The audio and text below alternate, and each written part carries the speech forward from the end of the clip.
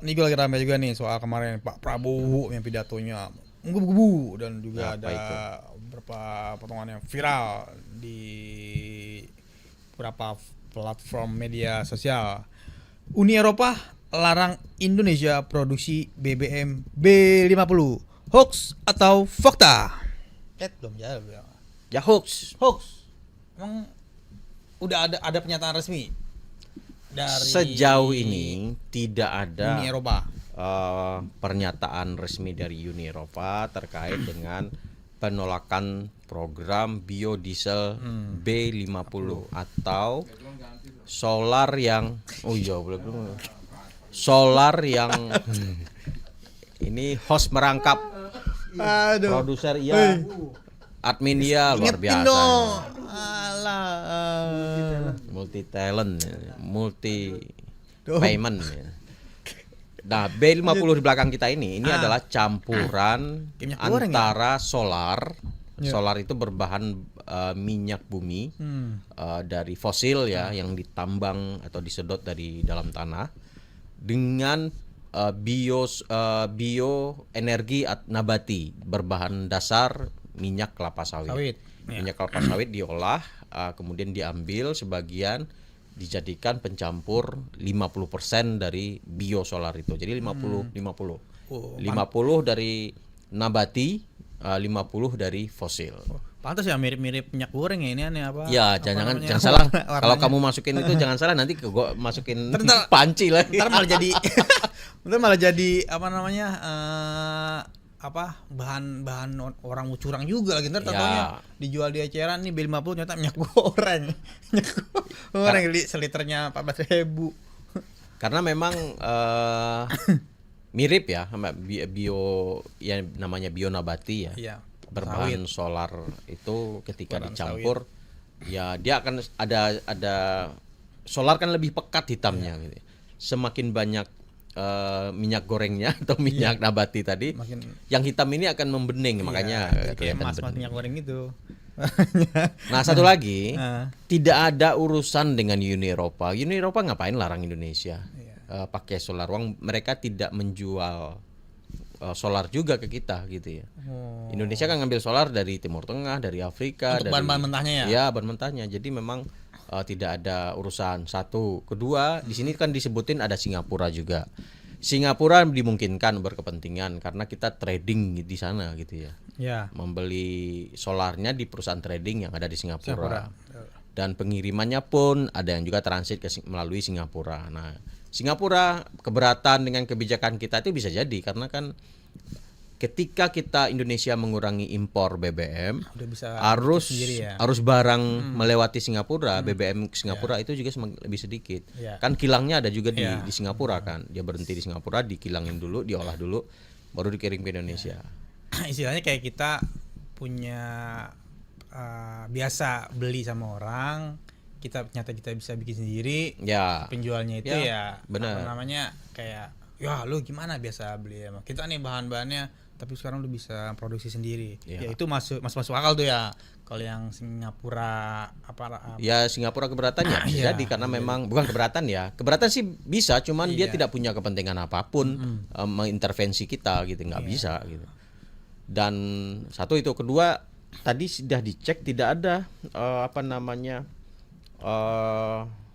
pemberitaan atau pernyataan dari resmi dari perwakilan Uni Eropa terkait kebijakan ini. Karena memang Uni Eropa selama ini terbilang kritis ya terhadap kebijakan penanaman kelapa sawit di Indonesia. Nah, gitu. itu ya benar. Nah, kita tahu biodiesel itu sebagian menggunakan kelapa sawit.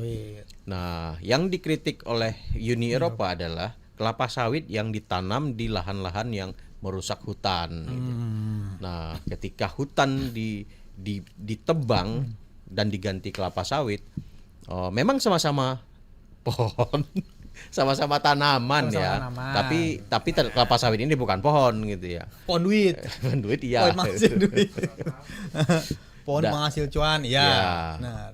Cuman bedanya hutan itu membentuk sebuah ekosistem gitu ya. Semua makhluk hidup keberagamannya juga lahir karena dia berbeda-beda di hutan. Nah, tapi ketika dia hanya seragam, ya sudah, keberagaman di ekosistem itu nggak ada, kehidupan satwa-satwa yang ada di sana juga nggak ada, kemudian tanaman endemik yang bisa tumbuh di bawah pepohonan itu, di kanopinya itu juga nggak ada. Nah itu yang mengakibatkan Uni Eropa sangat kritis melihat Indonesia dalam konteks itu. Ya. Tidak dalam konteks melarang Indonesia menggunakan BBM B50. Berarti mungkin ada konteks soal Uni Eropa yang kritis terhadap penggunaan kelapa sawit, penanaman kelapa sawit di daerah-daerah yang memang seharusnya nggak ditanamin kelapa sawit. Yes. Jadi mungkin kritisinya Uni Eropa ya jangan berlebihan menggunakan bahan kelapa sawit ya, karena mungkin aja dengan ini berhasil nih bisa bisa memproduksi bahan bakar yang lain ya kan. Untuk ini kan baru bukan pengganti sih, pendamping lah ya. Solar tetap masih ada ya di Pertamina, masih jual solar. Dan saya belum dengar sih, saya belum ke kalau kamu ketemu biosolar bahasanya itu sudah campuran antara. Jadi namanya emang bukan ini, tapi kita mesennya yang biosolar. Kalau tulisannya biosolar di Pertamina itu sudah campuran antara BBM dan nabati. Tapi kalau kamu beli yang Pertadex itu masih murni diesel, bahan bakar fosil. Jadi bukan dia berubah ya, bukan jadi nama kayak. Kalau lihat berita-berita kemarin ada yang nulis kayak logo aja ya. Tapi kalau bahasanya seharusnya biodiesel aja. Jadi biosolar. Jadi kalau yang ada tulisannya biosolar itu ya itu berarti yang campuran MB50 ini. Kalau harganya harganya kalau yang biosolar masih 6 sekian itu, 6.000 sekian gitu kan. Coba lihat biosolar hari ini berapa. Biasanya itu mobil-mobil yang pakai itu mobil apa sih, mobil mewah? 6.800 per liter. Apa truk dong ya itu mak mobil pakai ituan ya? Biosolar itu. Truk yang mesin diesel itu pakai semua. Bisa. Kayak Fortuner itu yang mobil mewah. Bisa. Per liter semua iya. Cuman kan yang karena dia bersubsidi hanya kendaraan tertentu yang memiliki aplikasi yang terdaftar ya. Persyaratannya ya. Yang terdaftar yang bisa minum itu. Makanya kalau emang kayak Fortuner yang diesel kan ada juga yang mobil mewahnya juga kan. Mau nggak boleh tuh dia minum itu. Mungkin kendaraan industri ya. Nah, jadi di Pertadek, Biosolar dan Pertamina Dek adalah dua jenis bahan bakar diesel dari Pertamina dengan spesifikasi yang berbeda. Pertadek yang diesel premium. Nah, dia ini untuk kendaraan yang di atas yang tidak dimasuk golongan bersubsidi. Misalkan kamu pakai 2000 cc ke atas ya. Atau 2.500 mobil mewah lah, seperti merek-merek yang SUV gede itu nggak boleh pakai biosolar ini. Nah, apalagi tuh kalau kendaraan niaga itu boleh pakai biosolar ini. Walaupun cc-nya di atas. Di atas 2.000 ya. Syarat itu 1.500 ke atas kalau nggak salah ya. Ada prasyarat lah untuk ada persyaratan untuk dapatkan biosolar ini. Nah, apakah biosolar ini aman untuk mesin? Kita lihat nanti.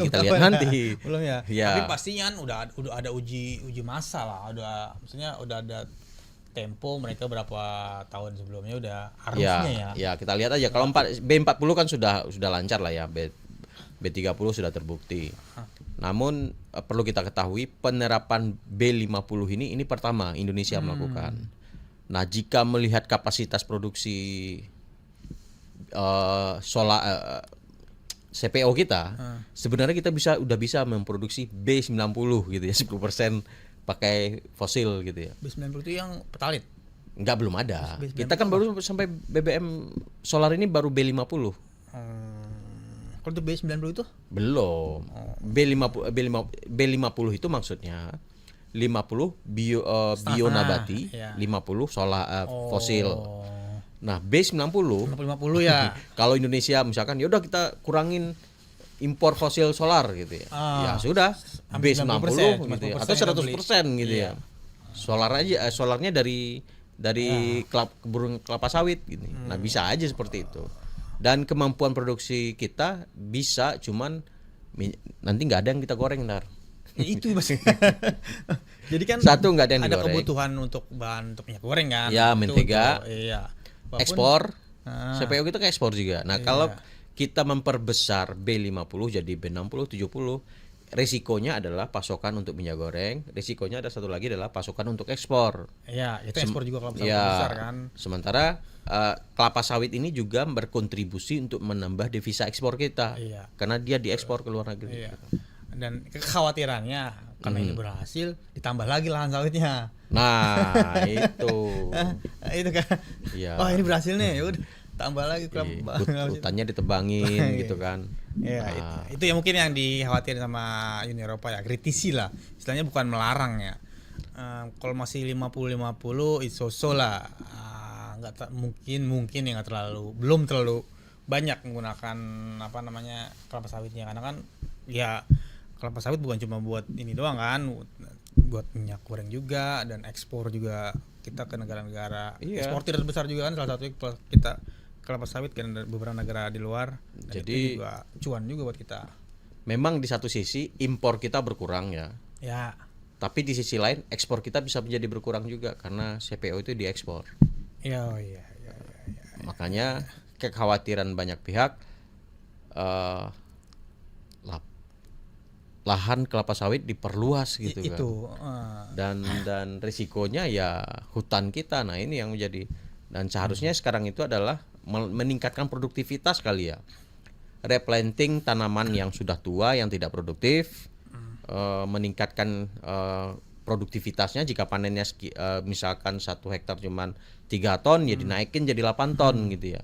Bukan menambah lahannya yang berarti menambah pembukaan lahan gitu. Nah, itu yang dikhawatirkan Mas Furkon. Nah, ini tersebar di mana Mas hoax ini, apa masif gak sih di YouTube, di Facebook, di Ini pemain lama, dirimu tahu ini. Ini dia. Ini dia. Ini salah satu yang kontennya ada di Saya sini. nggak akan mutar videonya karena bakal bisa Jadi, bantu dia lagi nanti semakin banyak. Akunnya itu Kajian. kajian online. Kajian Kajian online tapi bahas hoax gitu kan. Aduh, gimana gitu. Dan baru seminggu yang komentar udah ada ratusan, 275 komentar. Judulnya bikin membastis. Dan bla bla bla lah, banyak penjelasan soal industri di Eropa, ancaman ekspor. Kalau B50 banyak terserap di Indonesia, itu juga memang berdampak ke industri yang ada di luar, karena mereka akan kekurangan bahan baku CPO. Ya. Karena CPO ini adalah minyak kelapa sawit, itu adalah minyak nabati yang murah dan efisien. Ya. Karena ada juga minyak jagung, Nah, minyak kedelai gitu kan. Nah, minyak CPO ini lebih murah dari minyak-minyak tersebut.